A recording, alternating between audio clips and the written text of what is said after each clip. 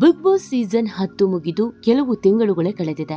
Big boss season 10 ಮುಗಿತಾ ಇದ್ದ ಹಾಗೇನೆ ತುಂಬ ಜನ ಬಿಗ್ ಬಾಸ್ ಸೀಸನ್ 11 ಯಾವಾಗ ಪ್ರಾರಂಭ ಮಾಡ್ತೀರಾ ಅಂತ ಕೇಳ್ತಾ ಇದ್ರು. ಈಗ ಬಿಗ್ ಬಾಸ್ ಸೀಸನ್ 11ರ ಪ್ರಾರಂಭಕ್ಕೂ ಕೂಡ ಸಮಯ ನಿಗದಿ ಆಗಿದೆ.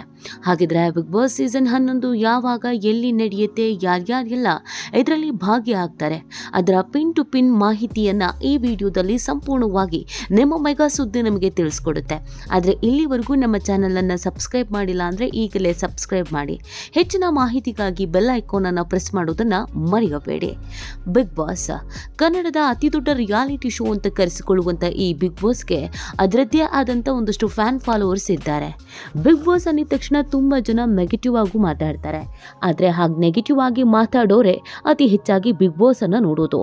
ಬೈಕೊಂಡೇ ಈ ಬಿಗ್ ಬಾಸ್ ಅನ್ನು ನೋಡಿ ಈ ಕಾರ್ಯಕ್ರಮವನ್ನು ಹಿಟ್ ಮಾಡಿದ್ದು ನಮ್ಮ ಜನರೇ.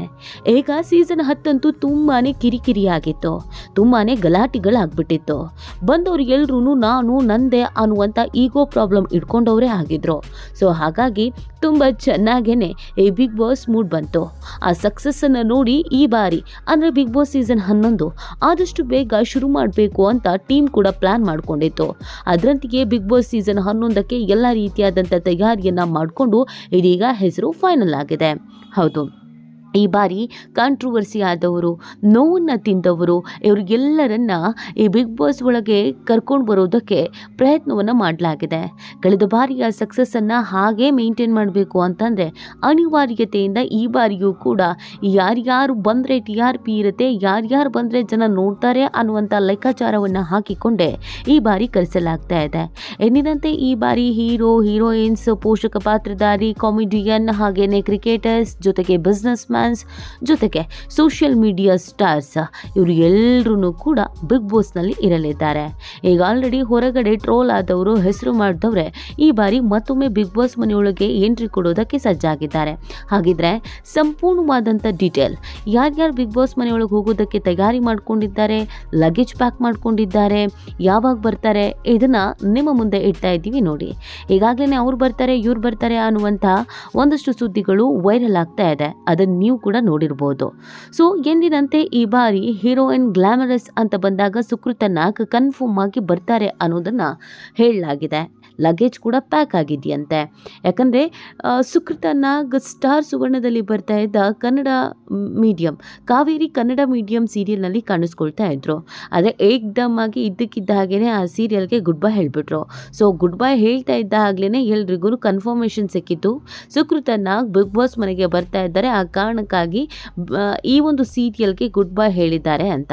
ಸೊ ಆ ಸೀರಿಯಲ್ನಲ್ಲಿ ಸುಕೃತ ನಾಗ್ ಬದಲು ಈಗ ಬೇರೆ ಒಬ್ಬರು ಬಂದು ಕೂತಿದ್ದಾರೆ. ಸೊ ಹಾಗಾಗಿ ಬಿಗ್ ಬಾಸ್ ಮನೆಗೆ ಸುಕೃತ ನಾಗ್ ಹೋಗೋದು ಫಿಕ್ಸು ಅನ್ನೋದು ಗೊತ್ತಾಗಿದೆ.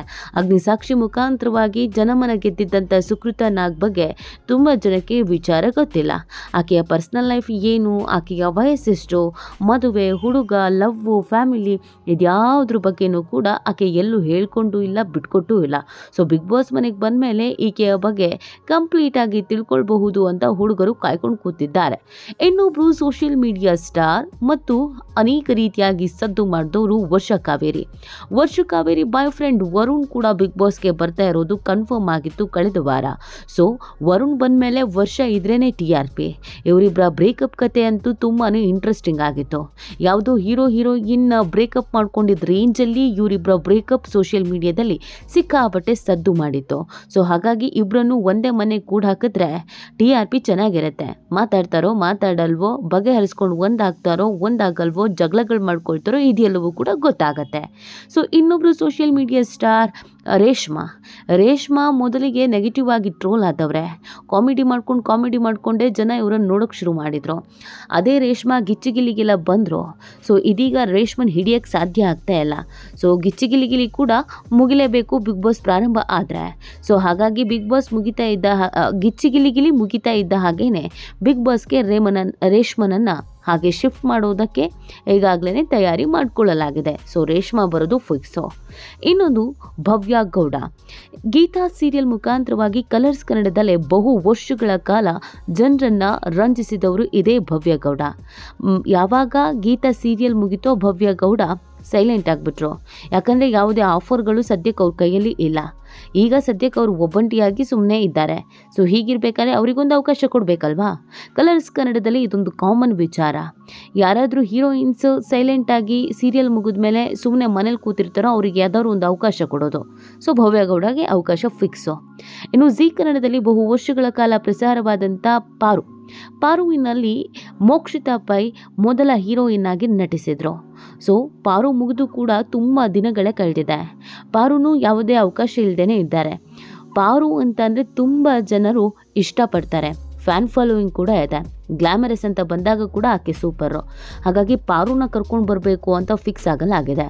ಅಂದಹಾಗೆ ಇವರೆಲ್ಲರೂ ಇರುವಂಥ ಈ ಬಿಗ್ ಬಾಸ್ ಯಾವಾಗ ಪ್ರಾರಂಭ ಆಗುತ್ತೆ ಅನ್ನೋದು ನಿಮ್ಮ ಪ್ರಶ್ನೆ ಆಗಿದ್ರೆ ಇನ್ನೇನು ಬಂದೇ ಬಿಡ್ತು.